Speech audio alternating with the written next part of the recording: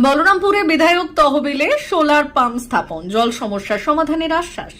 অবশেষে গ্রামবাসীদের দীর্ঘদিনের দাবি পূরণ হলো। বলরামপুর ব্লকের ডিপুটার এলাকায় বিধায়ক তহবিলের অর্থে একটি সোলার চালিত সাবমার্সিবল পানীয় জলের পাম্প স্থাপন করা হলো। বৃহস্পতিবার বিকেলে ফিতে খেটে এবং নারকেল ফাটিয়ে এই পাম্পটির আনুষ্ঠানিক উদ্বোধন করলেন বলরামপুর বিধানসভার বিধায়ক বানেশ্বর মাহাতো। বিধায়ক উন্নয়ন প্রকল্পের আর্থিক সহায়তায় প্রায় 7,99,130 টাকা ব্যয়ে এই পাম্পটি নির্মাণ করা হয়েছে। এর ফলে এই অঞ্চলের পানীয় জলের সমস্যা অনেকটাই মিটবে বলে আশা করা হচ্ছে। উদ্বোধনের সময় বিধায়ক বানেশ্বর মাহাতো জানালেন, এলাকাবাসী জলের সমস্যা সমাধানের জন্য তিনি প্রতিশ্রুতিবদ্ধ ছিলেন। তিনি আরো বললেন, বিধায়ক উন্নয়ন প্রকল্পের অধীনে আরো কিছু কাজ করে চলেছে, যা দ্রুত সম্পন্ন করা হবে। এই উদ্যোগকে স্বাগত জানিয়েছেন স্থানীয় গ্রামবাসীরা।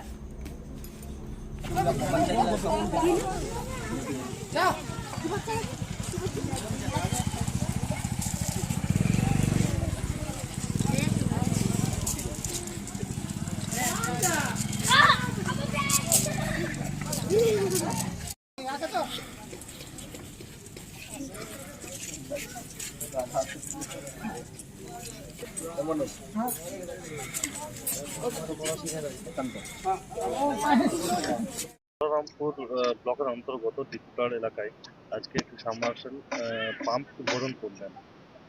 কত টাকা বরাদ্দতে এই পাম্পটি বানানো হয়েছে এবং গ্রামবাসীরা কতটা উপকৃত হবে? দেখুন, এটা সাবমার্সিবল পাম্প বিইউপি ফান্ড থেকে আমি এস্টিমেট জমা করেছিলাম, সেটা স্যাংশন হয়েছে। স্যাংশন হওয়ার পর আজকে সেটা উদ্বোধন করা হলো। গ্রামবাসীদের একটা আবদার ছিল, এখানে গ্রীষ্মকাল বা প্রায় প্রতি সময়ে পানীয় জলের একটা অত্যন্ত সংকট ছিল। তাই জনগণের আবদারকে এবং জনগণের সুবিধার্থে যাতে করে জনগণ পানীয় জলের সুব্যবস্থা পায়, যার জন্য আমার বিধায়ক তহবিল থেকে গ্রামবাসীদের সুবিধার জন্য আজকে একটা সাবমার্সিবল সোলার সিস্টেম এখানে চালু করা হবে।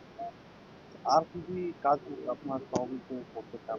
আমার তহবিল থেকে এর আগে অনেক সোলার সিস্টেম, আপনার আলো বাতি, যেটা সোলার সিস্টেম লাইট গ্রামের বেশিরভাগ গ্রামের জায়গাতে দেওয়া আছে।